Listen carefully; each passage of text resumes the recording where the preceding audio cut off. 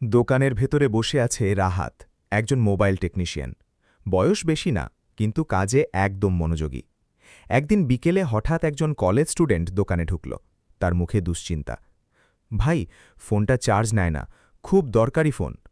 রাহাত ফোনটা হাতে নিয়ে ভালো করে চেক করল। চার্জিং পোর্টের পিন পুরো ঢিলা, কিছু পয়েন্ট নষ্ট। সে শান্তভাবে বলল, পিন চেঞ্জ করতে হবে, ঠিক হয়ে যাবে ইনশাল্লাহ।